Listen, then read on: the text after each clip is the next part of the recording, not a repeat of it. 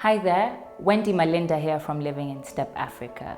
First of all, I want to thank you for watching the channel and for giving me all your positive feedback and comments. It is highly appreciated. I went from single to married with children. So for me, there was really no honeymoon phase. And it will be the same case for you if you're single with no children and you're dating someone who has kids. When you're single, you really have no one else to think about except yourself. Your schedule, your timing, what you get to do over the weekends, your days, what you eat or don't eat for that matter, it's all up to you. But when you get married and suddenly you move from being one person to having a family of, let's say, 5, all of that changes. I'll give you an example of when I was preparing to get married. Among the many things that I was looking for, including my dress, the decor, and all that girly and fun stuff, I was also looking for a house big enough to fit my new family. I was also interviewing for house helps who would help me manage my house while I was away at work. So you can see some of these things can come as a shock to you if you hadn't thought about it earlier. And so here are some tips and advice that will help you make that transition a lot more easier for yourself if you're single and have no kids of your own, and yet you're coming into a marriage that already has children. So I hope you'll find these tips useful in your own life. Tip number 1 is that you need to be patient.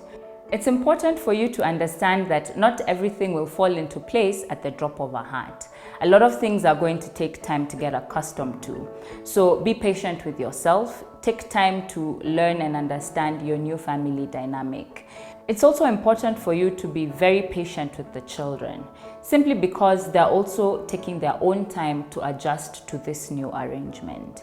They have to adjust to you being there as a stepmom. They have to adjust to probably a new home in a new neighborhood. And all this sometimes can reactivate some feelings of loss that they have. So just be patient with them and let them learn to love you for who you are.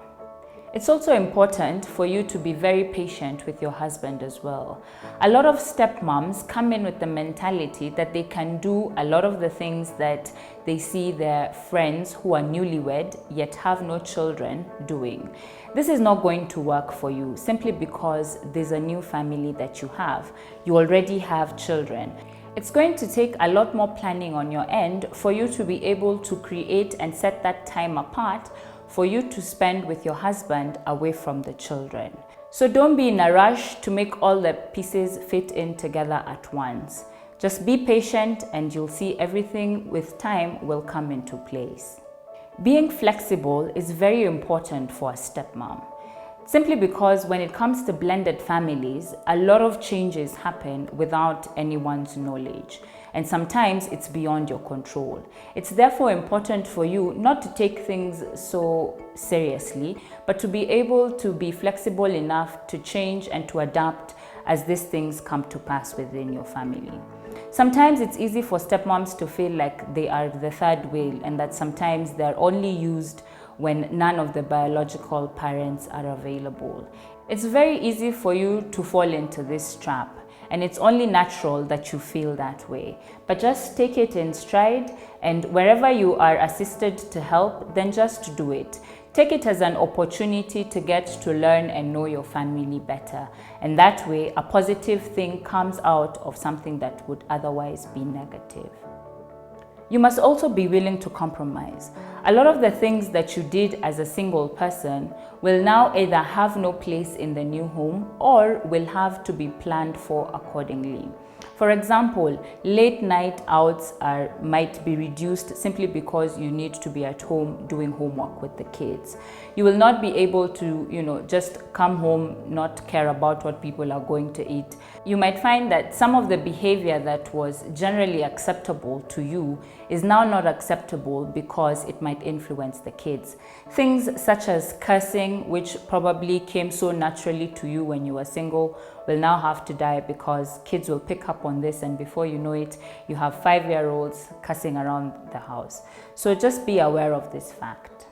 Finally, And this one I always emphasize is that you have to be a team. You and your partner have to be the strongest team that you can be in order for you to raise a healthy and functional family. It's important for you and your husband to have a united front whenever it comes to parenting.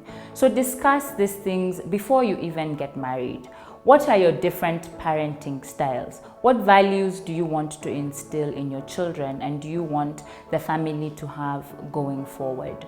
What are you willing to compromise on? And what background are you both coming from? Because this will have a lot of influence on how you manage your own family. So be open and have these discussions very often with your partner.